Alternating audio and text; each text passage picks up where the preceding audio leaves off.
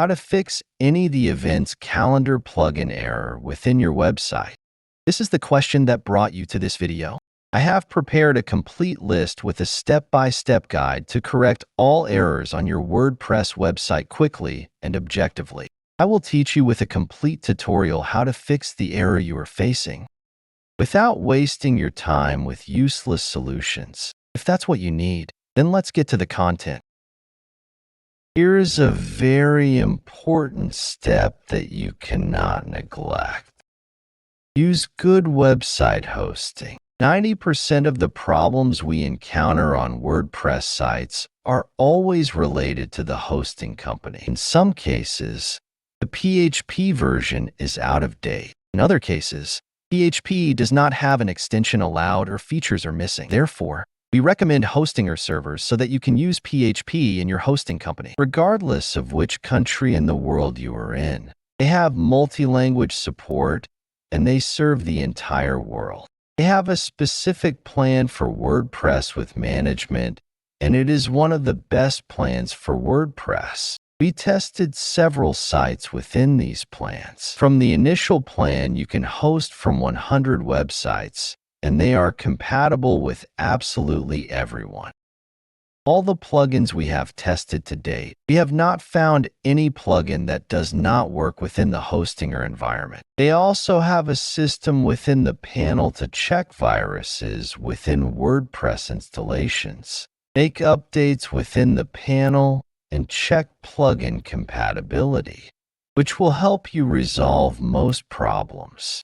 There's a link in the description, and if you're purchasing an annual plan or longer, use our link to support our channel. One very important thing, as Rotchinger has a money-back policy if you don't like the product, you can simply do the following. By hosting from Rotchinger, install a WordPress site. Install all the themes and plugins you have on your current website. Check if it will work. If it works, you know the problem is with your website hosting and it's time for you to migrate. All you have to do is bring your website to Hostinger. Even Hostinger does the migration for you free of charge. All you have to do is join one of their plans. I recommend Cloud Startup for sites that need more performance, and call the support team and they will help you with the migration process. Before making any changes, you must back up your environment. It is very important to have a backup of your website. Even if it has a problem, make a backup of the website to its current state. You can ask your hosting company's support team, or you can hire Hostinger, link in the description, and you can have their automatic backup. Backing up on the Hostinger panel is very simple to do. I'm going to teach here, and almost every hosting company is the same. Within your hosting company's dashboard, you go to Files, and you will have the Backups option. Coming here to the Backups option, I can click on Create New Backup. I come to Select. It warns me that it will overwrite the previous backup. Continue, and it starts creating my backup. I have to wait until this backup is complete, so I can start making the changes that will fix the problems with the plugins and themes within my website. Okay, backup completed. Now you can go to your website, make the necessary changes. If you have a problem, it's very simple to restore the backup. You can come here to restore the website. Select the date of the backup you made. Click on Restore, and it carries out the entire process. This set hosting. If you are using another hosting company, just contact technical support and they will help you resolve the issue and perform a restoration if necessary. This is the first step to solving problems. In fact, if you have a problem and don't have any new information on the site, you can try restoring old backups to see if it fixes the problem you're getting. Another step is to change the browser you are using. I know this step seems obvious, but in many cases it solves problems. Let's test. Let's go. Let's select the browser we were using previously, copy the URL, and simply paste it into another browser. It can be any browser, and on your computer, you certainly have more than one browser. If you are using Windows, it comes by default with Microsoft Edge. If you're on Mac OS, you have Safari. If you're using Linux, it comes standard with Firefox. You can switch between browsers to see if the web page opens. Another important tip is to try to open the same page on your cell phone. Checking the PHP extensions that your plugins and themes require can help you solve many of the problems as well. Here within the hosting panel, we go to PHP configuration. We go to PHP extension, and we check the extensions that are already natively active, and you cannot deactivate them. And below are several other extensions that you can optionally activate. Most hosting companies do not have this type of extension available, which is why we chose Hostinger as a partner. Let's go. I'll give you an example, and this is just an example.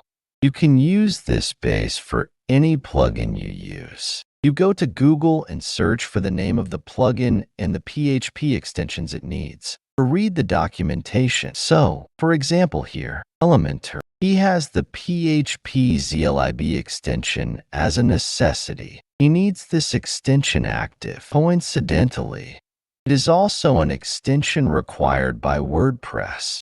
So it's obvious that our site has the extension active, but it's important for you to know that all of your plugins have PHP extensions that they need to work. A plugin can depend on an extension. Another plugin may depend on another. So it's important that you have all necessary extensions active. How do you find this out? Talking to the plugin developer or reading the documentation. Generally, most hosting companies come with all the necessary extensions active, but there may be cases where you have to test to see if your plugin depends on any extension. Additional PHP. Changing the PHP version can be one of the important steps in fixing a problem on your WordPress website. Regardless of whether the problem is with a theme or a plugin, the PHP version must be compatible with it. Let's go. Accessing the dashboard of my hosting system, I can go to Advanced, the PHP configuration, and choose the version of PHP I want to use. Each hosting company has a different panel, but they all have the option to change PHP versions.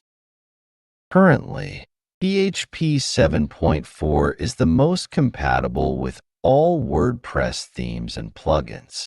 PHP 8.0 performs well within WordPress, but it still has some incompatibilities with some themes and plugins that the developers haven't updated yet. So, we recommend that you switch to PHP version 7.4.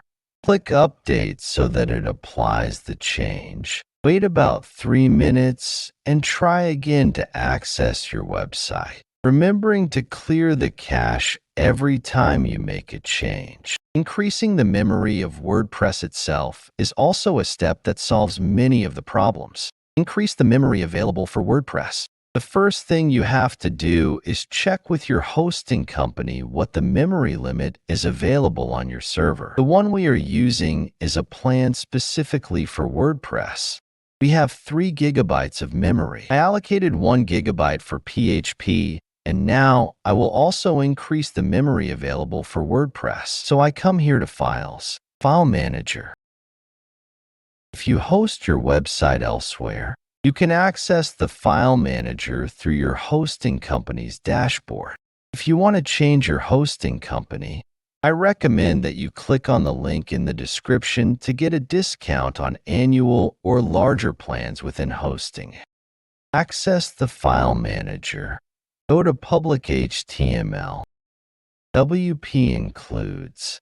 Look for the file called Default Constants. Let's look for the file. We find it here. Here is the default constants.php file. Let's double click on the file. Let's scroll in here where WordPress sets the memory limits. We will put this memory limit as 1024.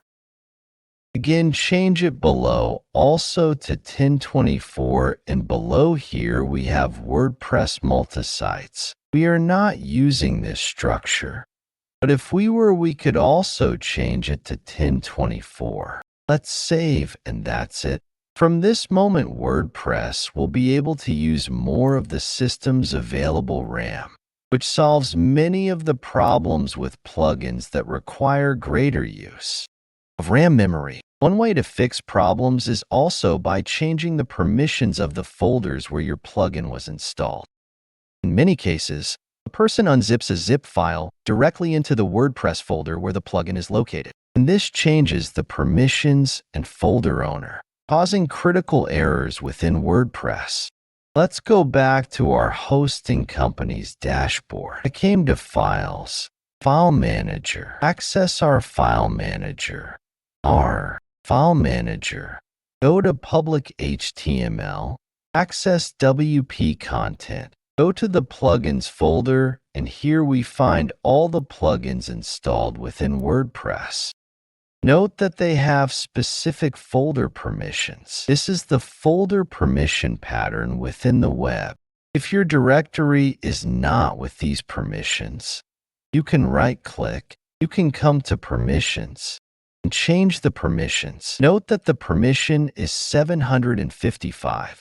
If I check any box, I change the permissions. The default is 755. Check the recursive directories and files option and click Update.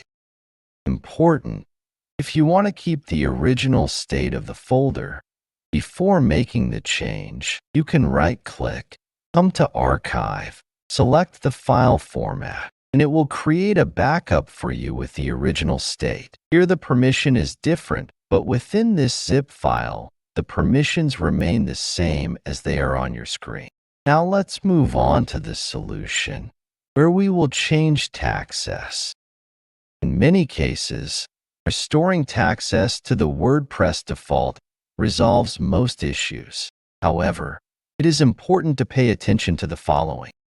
If you use a caching plugin within WordPress, you must deactivate the plugin first. If your WordPress isn't even loading, then yes, you can change taccess first and later disable the cache plugin. Most caching plugins change the WordPress taccess file.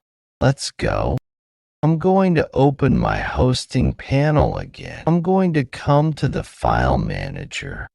Go to the File Manager and look for the current taccess of my website in public.html.